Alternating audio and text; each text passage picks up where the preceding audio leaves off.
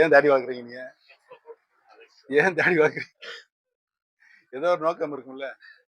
நான் கிட்டத்தட்ட 80லிருந்து இப்ப எத்தன வருஷம் ஆச்சு?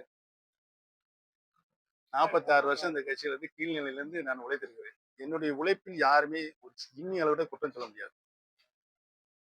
சட்டமன்ற உறுப்பினராக இருந்திருக்கிறேன், அமைச்சராக இருந்திருக்கிறேன். அப்ப ஒரு முதலமைச்சருக்கு என்ன மாரி பணியாற்றணும்னு அது செஞ்சிருக்கிறேன். நானே முதலமைச்சரா இருந்து, நானே இன்னொரு முதலமைச்சரா வருவதற்கு சரி, எனக்கு மிகுந்த பெருத்த ஆதரவு. எனக்கு 54% இருந்தது. அவருக்கு வெறும் 4% இருந்துச்சு. அதையும் பொறுத்துக் கொண்டு தான் நான் துணை முதலமைச்சரா இருந்தேன். துணை முதலமைச்சர் வேண்டாம் என்று சொல்லி தான் எனக்கு அமைச்சரே வேண்டாம் என்றே சொன்னேன். மாண்புமிகு பாரத பிரதமர் டெல்லிக்கு அழைத்து நீங்க அமைச்சரவையில் இருக்க வேண்டும் என்று சொன்னதின் அடிப்படையில் நான் ஏற்றுக்கொண்டேன். அதற்குரிய மரியாதை இல்ல. அதையும் பொறுத்துக் கொண்டேன். என்னென்ன அவமரியாதை பண்ணாங்களோ அதை எல்லாமே பொறுத்துக் கொண்டுதான் இந்த இயக்கத்திற்காக நான் பணியாற்றினேன். எந்த சூழ்நிலையும் என்னால் எனக்கு எந்த பிரச்சனையும் வரக்கூடாது. கடைசியில கழகத்தினுடைய சட்ட விதியை மாற்றினார்கள் என்ற நிலை வரும்போது என்னுடைய எதிர்ப்பை தெரியும். தலைவர் கொண்டு வந்த சட்ட விதியை மாற்றுவதற்கு யாருக்கு உரிமை இருக்கிறது? எந்த விதியை வேணாலும் திருத்தலாம். ஆனால் இந்த ஒரு விதியை மட்டும் கழகத்தினுடைய அடிப்படை தொண்டர்கள் தான் பொதுச் செயலாளரை தேர்ந்தெடுக்கப்பட வேண்டும், தேர்தல் மூலமாக தேர்வு செய்யப்பட வேண்டும் என்று சொன்ன விதி.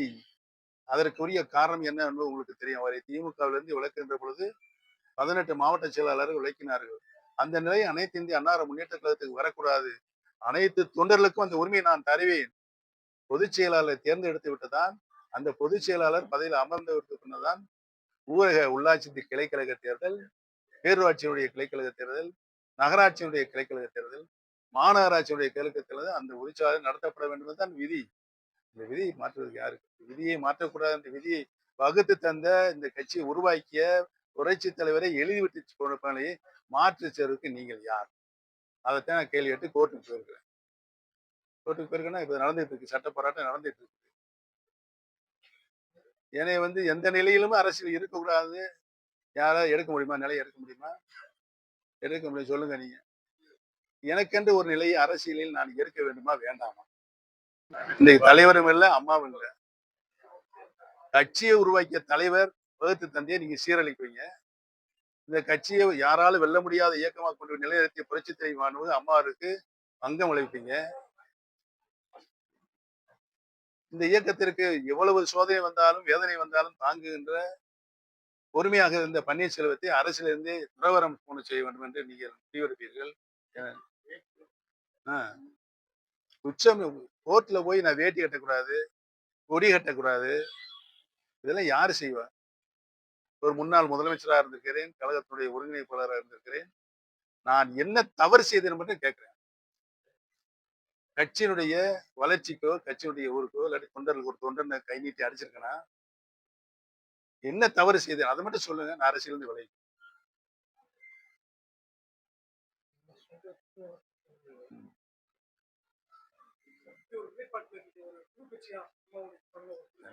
நான் ஏற்கனவே நான் நடத்தி கொண்டிருக்கின்ற கழகத்தை, அடிப்படை தொண்டர்கள் உரிமையை மீட்கின்ற கழகத்தை ஒவ்வொரு மாதமும் தலைமை கழக நிர்வாகிகள் மாவட்ட கழக செயலாளர் கூட்டத்தை கூட்டுவேன். அந்த கூட்டத்திலேயே நான் அறிவித்திருக்கிறேன். எந்த நிலையிலும் நான் தனி கட்சி துவங்க மாட்டேன்.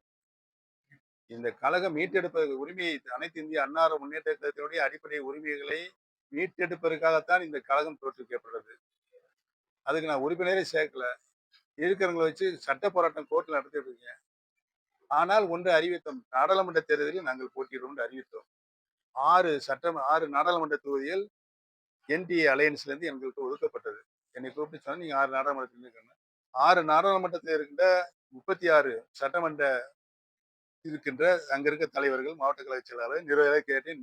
இந்த தேர்தலில் யாரும் நிற்கக்கூடிய வாய்ப்பு எங்களுக்கு இல்லைன்னா, பொருளாதார வசதியில இல்லை, நாங்க பின்னால பாருங்க. அதனால என்னை நிக்கணும்னு சொன்னாங்க. யாரு? கட்சிக்காரங்க, தலைமை நிற்கிற நிர்வாகி. எனக்கு வேணாம், இன்னும் 2 வருஷம் இருக்குது சட்டமன்ற உறுப்பினர். நான் 5 ஆண்டுகள் எனக்கு நம்பிக்கை வச்சு அவர் நல்ல முறையில் பணியாற்றுவேன், அவங்க நம்பிக்கை வச்சு என்னை சட்டமன்ற உறுப்பினர் ஆகிட்டாங்க. நான் போய் ரிசைன் பண்ணிட்டு போய் எங்க போய் நிற்க வேணாம், தயவுசெய்து என்னை விட்டுருங்க, ஆள வேண்டாம். இல்லை நீங்க அவசியம் நிற்கணும்னாங்க. சரி பாங்க, ஆலோசகர் போட்டுருமே நம்ம அண்ணன் ஐயா பண்ருட்டியார் நீ கட்சி ஆரம்பிச்சிருக்காருல்ல, அவரும் சொன்னாரு தனி கட்சி ஆரம்பி 1 வருஷத்துக்கு முன்னால.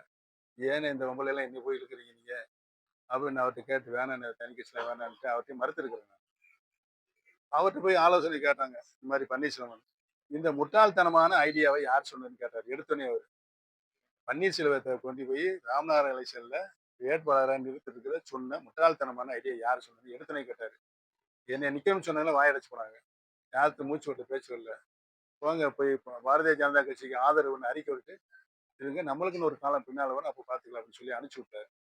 என்னை வீட்டுக்கு வந்து நான் யாருன்னு சொல்ல அரசியல் நாகரிகம் நான் சொல்லல.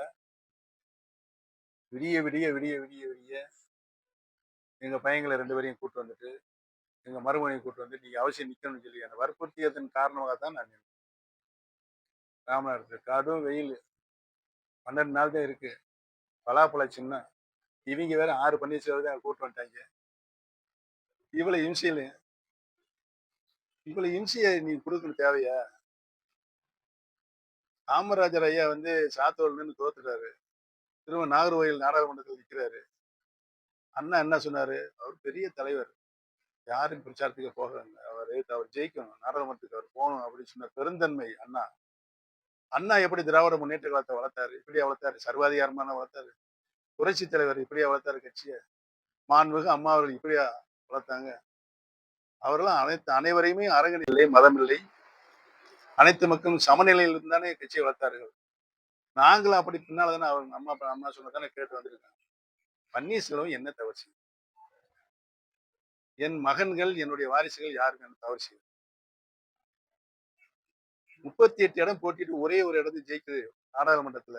ரவீந்திரநாத் இங்க பெரியவா நாடாளுமன்றத்துக்கு எவ்வளவு நாங்க கஷ்டப்பட்டோங்க ஒரு ஆளை கொண்டு வர்றதுக்கு. பாரத பிரதமர் ஒருத்தரே ஜெயிச்சிருக்காரு. அவருக்கு அமைச்சர் பதவி கொடுக்கலாம் சொல்லி முடிவு பண்ணிட்டாரு. முடிவு பண்ண விவரம் தெரிஞ்சு என்ன நடந்த கூத்தெல்லாம் நடந்துச்சுன்னா உங்களுக்கு தெரியுமில்ல. அத்தனை கூத்தையும் நடக்கலாம். அது வரைக்கும் நான் பொறுமையா தான் இருந்தேன். எதுவுமே பிரச்சனை இல்லை. இப்ப பன்னீர்செல்வம் ஒரு நிலை எடுக்க போறாரு அப்படின்னு ஏன் அலறீங்க? ஏன் அது உங்களுக்கு தானே தெரியும். உங்க அதான் உங்களுக்கு தெரியும். நீங்க எழுதுங்க.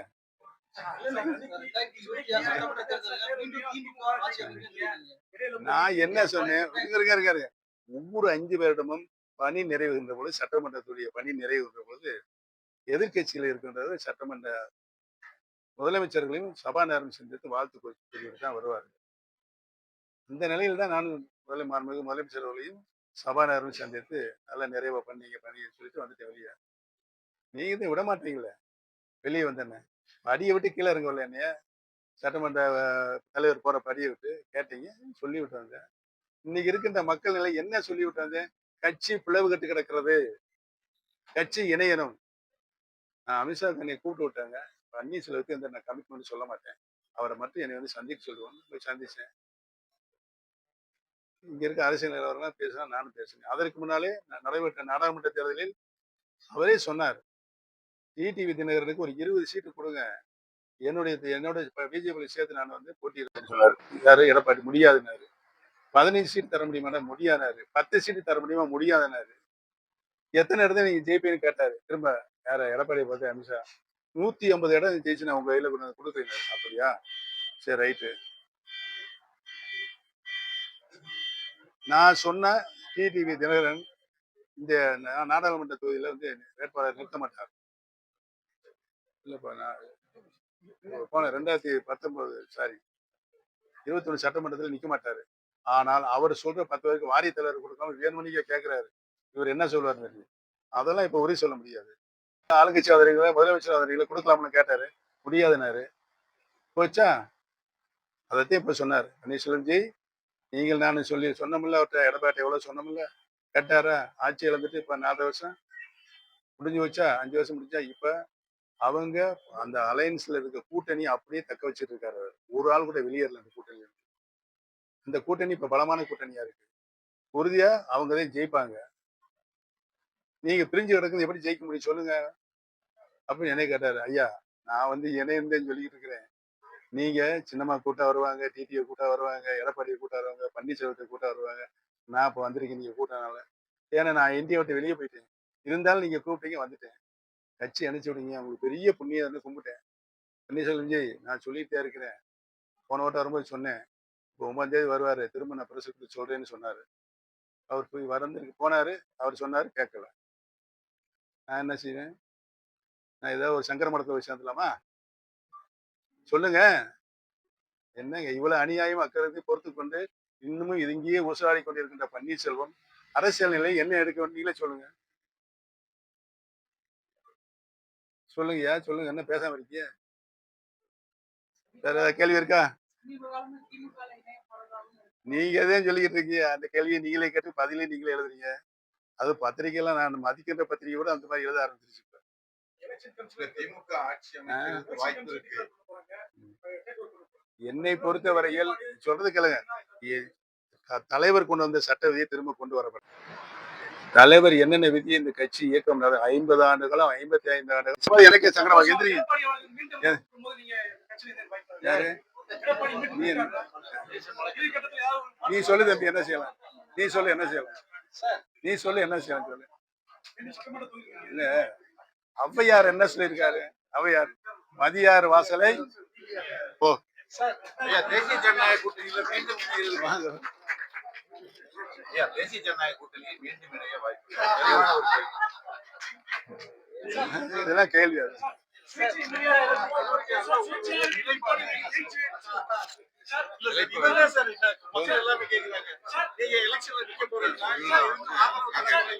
உங்களை சொல்லிட்டு நீங்க